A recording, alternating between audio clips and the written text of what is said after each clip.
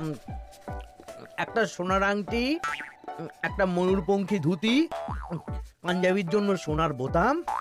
এই, তুমি সেই বিকেল থেকে কি এত লেখাপড়া করছো বলো তো? চিঠি লিখছি, তা কাকে চিঠি লিখছো শুনি শুনি? আমার শাশুড়ি মাকে লিখছি গো গিন্নি। তা আমার মাকে হঠাৎ চিঠি লিখছো কেন? 1 সপ্তাহ পরেই তো জামাই ষষ্ঠী, তাই মন্ত্রীমশাই সব আবদারগুলো একে একে লিখে ফেলেছেন। তুমি আমার মায়ের কাছে আবার কি আবদার করছো বলো তো? বেশি কিছু না, ওই আমাকে চিঠি পাঠিয়ে নিমন্ত্রণ করতে হবে, তারপর সাদা ঘোড়ায় করে নিয়ে যেতে হবে আমাকে, 3 দিন আদর যত্ন করে খাওয়াতে হবে, সোনার আংটি, ময়ূরপঙ্খী ধুতি, সোনার বোতাম, গলার হার, এই সব উপহার দিতে হবে। তুমি কি পাগল হয়ে গেছো? আমার মায়ের কাছে এত কিছু হ্যাংলার মতন চাইছো কেন? দেখো গিন্নি, আমি তো কৃষ্ণনগরের মন্ত্রী, আমার তো একটা আভিজাত্য আছে। আমাকে এরকম রাজকীয় ভাবে নিমন্ত্রণ না করলে আমি এবারে মানবো না। আমার মা এসব পারবেন না। আমি ওই শুধু আম লিচু কাঁঠাল খেয়ে জামাই ষষ্ঠী কাটাতে পারবো না। তাহলে তোমাকে যেতে হবে না, আমি একাই চলে যাব। এ কি, জামাই ছাড়া জামাই ষষ্ঠী? হ্যাঁ হ্যাঁ, আমি আগামীকাল সকালেই চলে যাব। এই পোড়া কপালে সংসারে যত কম থাকা যায় ততই ভালো।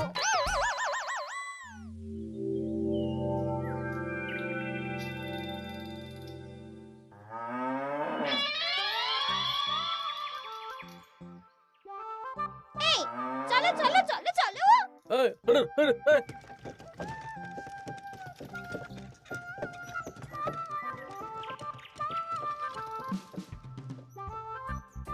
এটা আমার সাথে কি হলো রে বটা ঘটা?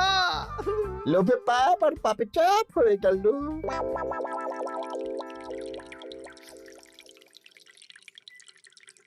বাহ বাহ, আজ সবাইকেই বেশ খুশি খুশি দেখাচ্ছে। সামনেই তো সবাই শ্বশুর বাড়ি খেতে যাবে, তাই মুখে এত হাসি খুশি ভাব মহারাজ। হ্যাঁ, পরের সপ্তাহেই তো জামাই ষষ্ঠী। তা মন্ত্রী, তোমার কি খবর? আমারও ভালোই খবর। তুমি এত চুপচাপ কেন? আমার জন্য তো আমার শাশুড়ি মা এলাহি আয়োজন করেন, এবারেও নিশ্চয়ই করছেন। কিন্তু গিন্নিমাকে যে দেখলাম আজকেই আপনার শ্বশুর বাড়ি চলে গেলেন, মুখটাও কেমন ভার ভার ছিল। আপনার সাথে ঝগড়া হয়েছে নাকি? এই না না, ঝগড়া কেন করতে যাব? আমি তো গিন্নির সাথে মিষ্টি সুরে কথা বলি। তা গোপাল, তোমার কি খবর? আমার আর কি মহারাজ, এখন তো আর আমি জামাই ষষ্ঠী যাই না, আমাদের নিজেদের মেয়ে জামাই আছে, তাদের নিয়েই ব্যস্ত থাকি। ও, তাই এবারে তারা আসছে তো? হ্যাঁ, আমার গিন্নি তো তাদের জন্য অনেক ভাবনা চিন্তা করে রেখেছে। ওই আম কাঁঠাল লিচু তো আছেই, তার সাথে ওই ইলিশ মাছ, কাতলা মাছ, 5 রকমের সবজি, 2 রকমের ডাল, আরো কত কি। বাবা বাবা, বেশ বেশ, তাহলে তোমাদের সবার জামাই ষষ্ঠীতে ছুটি থাকবে। সব কেনাকাটা করতে হবে তো।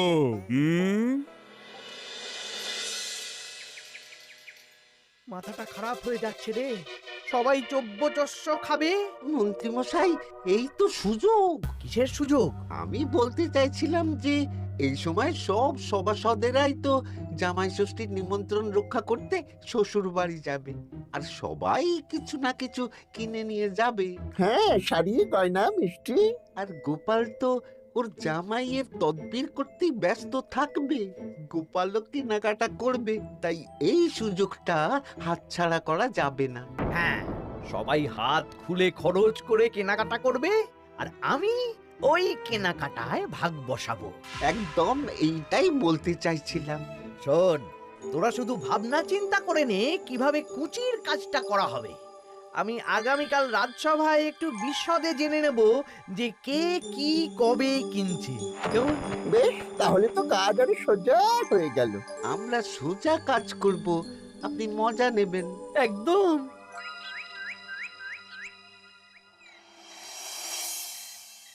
এই, কি বলছি শোনো না। মুখ চলছে, কান খোলা। বলে ফেলো।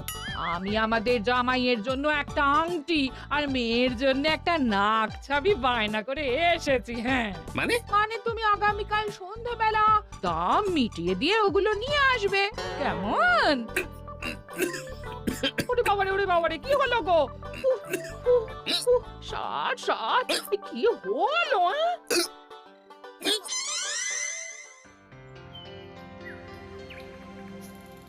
তোমার মুখ ওরকম বাংলার পাঁচের মতো হয়ে আছে কেন?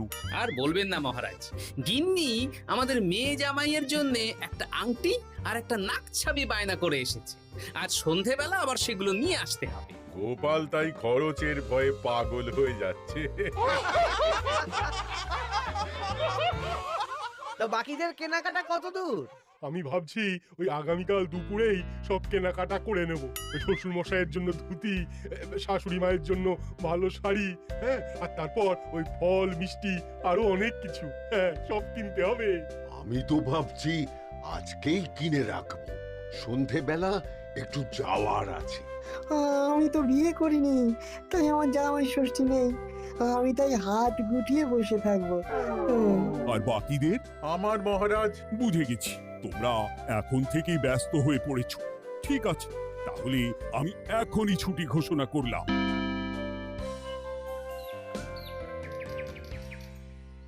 আরে আমার আজকের ভাগ্যটা এতটাই চওড়া যে রাজসভায় শুরুতেই ওই আলোচনা শুরু হয়ে গেল। মানে মানে গোপালের মুখ ভার ছিল, নিজেই কারণ বলে দিল যে আজকে সন্ধ্যাবেলা জামাই আর মেয়ের গয়না কিনতে যাবে। আচ্ছা, আর বাকিরা? বাকিদের ব্যাপারও জেনে নিয়েছি। আমি একটা তালিকা বানিয়ে রেখেছি। কিসের তালিকা? এই যে কে কখন কি উপহার কিনতে যাবে। আরে বাস, তোরা দিনে রাতে চুরি কর, বুঝলি, সারা রাজ্যে চুরি কর। রাঘব বোয়ালের খবর তো আমি দিয়েই দিলাম। এর সাথে সাধারণ প্রজাদের ঘরেও চুরি করব? একদম। মন্ত্রীমশাই, এবারে হিসেবটা 50-50 হবে তো? মানে ওই আমরা যা চুরি করে আনবো তার অর্ধেক আপনার আর অর্ধেক আমাদের। কারণ এবারে তো আর গিন্নিমা নেই, তাই আপনার খরচ নেই। এই তোরা কার সাথে কার তুলনা করছিস? আমি এই রাজ্যের মন্ত্রী, তোদের কাজ দিচ্ছি, এটাই তোদের অনেক ভাগ্যের ব্যাপার। হ্যাঁ না, হ্যাঁ, যা পাওয়া যাবে তার 80 ভাগ আমার আর 20 ভাগ তোদের। তোরা দুজনে ওই 10-10 করে নিস, যদি না পোষায় বলে দিস। আরে বাবা রে, না না, ঠিক আছে, আপনার শর্তেই রাজি। তোরা চুরি করবি মুখ ঢেকে বা মুখে কালো রং করে, আর গায়ে হাতে তেল মেখে নিবি, ভুলিস না। আচ্ছা মন্ত্রী মশাই, মনে থাকবে। বুঝলে রানী, আমি সব সভাসদদের আজকে থেকেই জামাই ষষ্ঠীর ছুটি দিয়ে দিয়েছি। ভালোই করেছেন, চলুন না আমরাও আগামীকাল বেরিয়ে পড়ি। হ্যাঁ, তাহলে তো ভালোই হয়। সারা দিন রাত এত কাজের চাপ, এত হিসেব নিকেশ, কয়েকদিন একটু ঘুরে এলে মাথাটা হালকা হবে। তাহলে মহারাজ, আমি এখনই সব গুছিয়ে রাখতে বলছি, কাল সকাল সকাল বেরিয়ে পড়ব। বেশ বেশ, তাই করো, সেটাই ভালো হবে।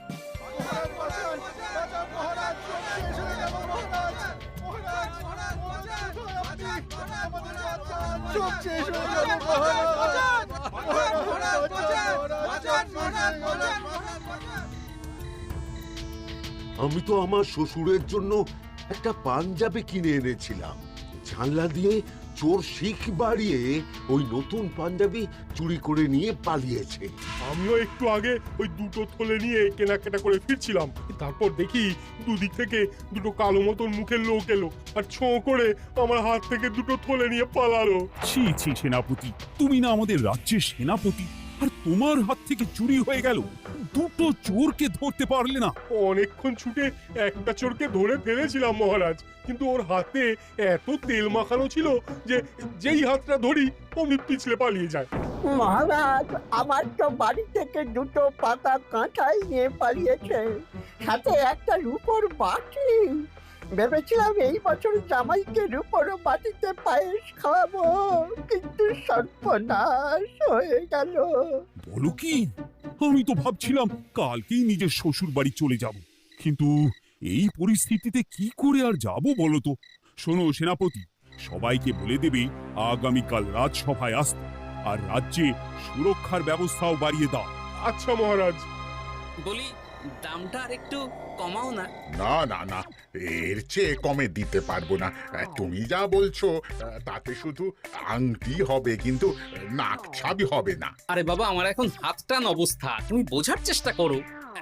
এক কাজ করো, আমাকে আমাকে তুমি ধারে দিয়ে দাও। আমার কাছে গয়না কেনার একটাই মূল মন্ত্র, আজ নগদ কাল ধার। হয় নগদ দাও, নইলে খালি হাতে যেতে হবে। বেশ, আমি তাহলে কালকেই আসবো, ধারে নিয়ে যাব। হ্যাঁ বাবা রে বাবা, কি শেয়ানা বুদ্ধি! উফ!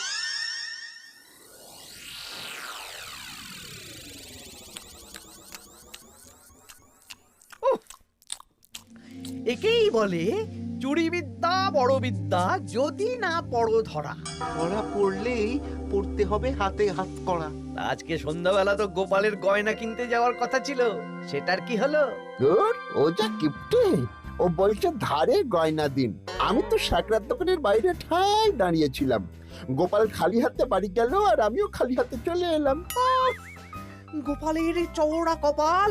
কিন্তু সুযোগ একবার পেলে আমরা হাতছাড়া করব না। হ্যাঁ, তোমাকে যে এত করে বললাম সন্ধেবেলা জামাইয়ের আংটি আর মেয়ের নাক চাবিটা নিয়ে এসো, তা কথা কানে যায়নি নাকি? ও শেখ রাজা দাম চাইলো, তা শুনেই আমার মাথা খারাপ হয়ে গেল। মানেটা কি? শেখরা বলেছে আজ নগদ কাল ধার, তাই আমি কালকে ধারে নিয়ে আসবো। ওহ, তোমাকে নিয়ে আর পারি না। হ্যাঁ, মেলা কথা না বলে খেতে দাও দেখি। দিচ্ছি। তা বলি রাজ্যের খবর কিছু শুনেছো? হ্যাঁ, কি খবর? এই যে আজকে সন্ধেবেলায় অনেক জায়গায় চুরি হয়েছে। হ্যাঁ, বলো কি? হ্যাঁ গো হ্যাঁ, আগামীকাল তোমাদের রাজসভার ছুটি বাতিল। রাজবাড়ি থেকে লোক এসেছিল, জানিয়ে গেছে। ব্যাপারটা কি? বলছি হাত পা ধুয়ে নাও, খেতে বসো। বলছি দাঁড়াও।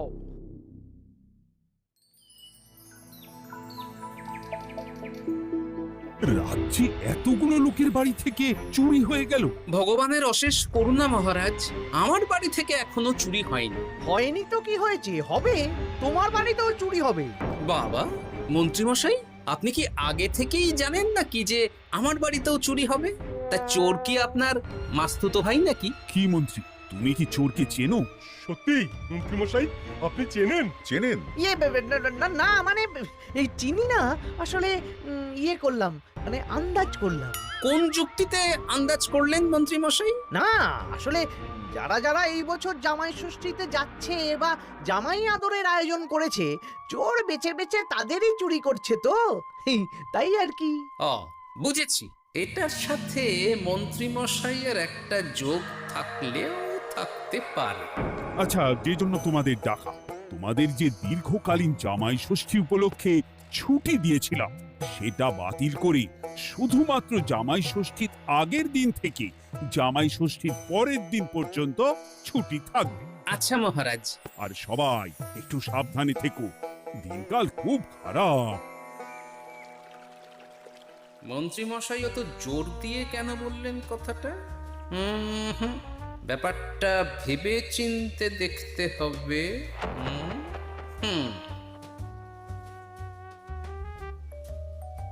এই তো পুটি, এই পুটি, শোন। বলো। বলছি, তুই বাড়ি যাচ্ছিস তো? হ্যাঁ গো দাদু। শোন না, তোর বাবাকে একবার দুপুরবেলা আমার সাথে দেখা করতে বলিস তো। আচ্ছা দাদু, ঠিক আছে, আমি বলে দেব। বেশ, এই তাড়াতাড়ি আসতে বলিস, কিন্তু বেশি দেরি যেন না করে। ঠিক আছে গো দাদু, বলে দেব।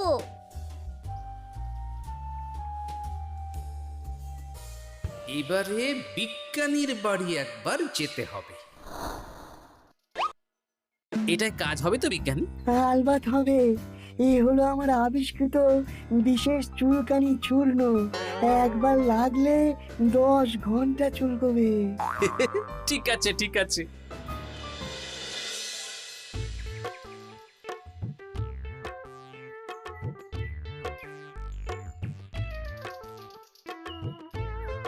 ও গোপাল দাদা, তুমি আমাকে ডেকেছো? হ্যাঁ, শোনো পুটির বাবা, তোমাকে একটা কাজ করতে হবে। বলো কি কাজ? তুমি আজ বিকেলে আমাকে একটা বড় ঝুড়িতে সবজি দেবে।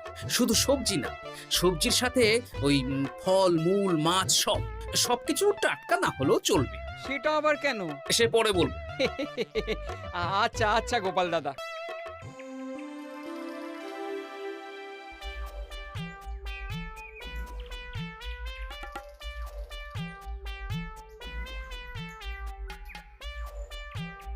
বাবা, পুটির বাবা এত শাক সবজি ফল নিয়ে বাড়ি যাচ্ছ নাকি? না না, গোপাল দাদার বাড়ি যাচ্ছি। জামাই ষষ্ঠীর এলাহি আয়োজন করেছে তো। ও তাই তো তাই তো, বেশ বেশ, যাও যাও যাও।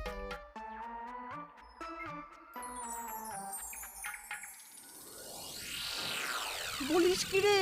হ্যাঁ, নিজের চোখে আমরা দেখে এলাম। যে পরিমাণ শাক সবজি ফল আছে সেই সব দিয়ে আপনার ওই 1 সপ্তাহ চলে যাবে। তাহলে এই সুযোগ হাতছাড়া করা যাবে না। আজকে ওঁত পেতে থাকবি, কোন রকম সুযোগ পেলেই নিয়ে আসবি। আচ্ছা মন্ত্রী মশাই।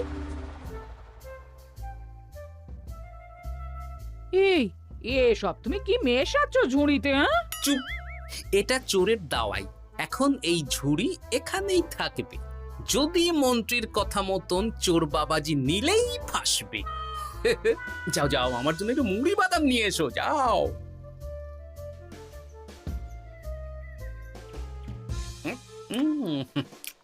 আহা, মুড়ির কি স্বাদ!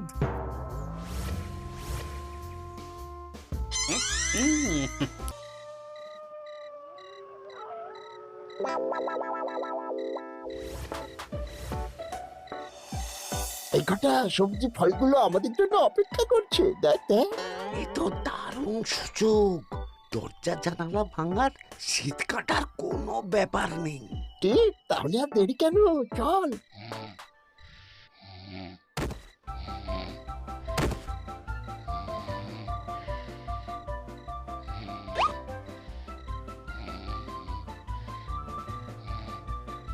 পরিবার কি চুল করছে রে? ওরে বাবা রে, আমারও হাত চুল করছে। পরিবার চুল করছে তো। ওরে বাবা রে। এই কে রে? এই সেরেছে, গোপাল চলে এসেছে। আর পালানোর পথ নেই। এবার আমরা কোথায় যাব? কোথাও যেতে পারবি না। সারা রাত এই উঠোনেই গোল গোল করে ঘুরতে থাক।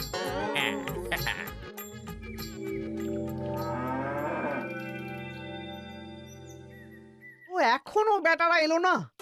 ওরা ধরা পড়ে গেল না তো? ধরা পড়ে আমার নাম বলেনি তো? না না, আজ আর রাজসভায় যাব না। বলবো বলবো আমার শরীর খারাপ, আমি চুরির কিচ্ছু জানি না। হ্যাঁ,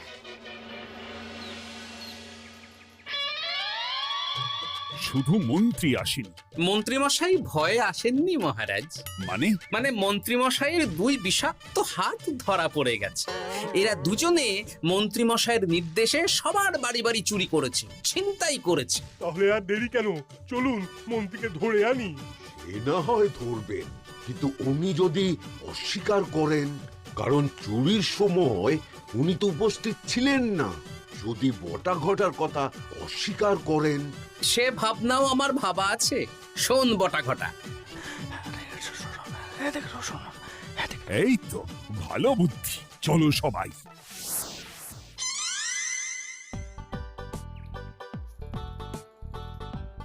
ও মন্ত্রী মশাই। আরে বটার গলা না, দাঁড়া, দরজা খুলছি। না না, খবরদার না, এখন দরজা খুলবেন না। আরে কেন? দরজা খুললে কি হবে? বলছি তো খুলবেন না, আমরা এখান থেকেই কথা বলবো। তোদের চিন্তায় আমি পাগল হয়ে যাচ্ছিলাম। তোদের যে গতকাল সন্ধ্যাবেলা গোপালের বাড়িতে চুরি করতে পাঠালাম, সেটার কি হলো? সেটা আমি পরে বলবো। আগে বলুন, আপনি আজ রাজসভায় যাননি কেন? আরে ভয়ে ভয়ে, আমি ভাবলাম তোরা ধরা পড়ে গেছিস। এবার আপনি দরজা খুললেই দেখতে পাবেন আমরা কি এনেছি। একবার বলে দরজা খুলুন, একবার বলে খুলবেন না। কি হচ্ছেটা কি বটা? এ কি? মন্ত্রী, তাহলে তুমি সেই চোরের মাথা। মানে মাস্তুতো ভাই, আমার চালে সব নিজের মুখেই স্বীকার করে নিলেন, আর কিছু না বললেও হবে। না না না না না না, আরে ওই তো আমার চুরি যাওয়া জিনিস। ওই তো, ওই তো আমার শ্বশুর মশাইয়ের ঢিলে করা পাঞ্জাবি। সেনাপতি, মন্ত্রীকে আর বটা ঘটাকে কারাগারে নিয়ে গিয়ে আচ্ছা সে ধোলাই দাও। একদম মেরে জামাই আদর করব। চলুন। আবার ধরা পড়ে গেলাম। এবার সবার ছুটি, যাও যাও, আনন্দ করো, খাও আর খাওয়াও।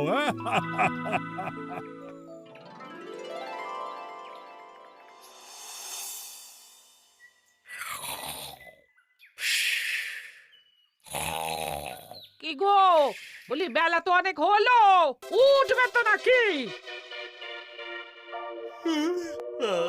কাল সারা রাত যা ধকল গেছে, তাই একটু বেশি ঘুমিয়ে পড়েছিলাম। বলি ধকল আবার কি? দিব্যি তো ঘুমাচ্ছিলে। সেটা তুমি বুঝলে তো হয়েই যেত গিন্নি। আসলে সামনেই তো জামাই ষষ্ঠী, তার উপর তুমি যা আয়োজন করেছো, সেটার ধকলেই স্বপ্ন দেখছিলাম আর কি।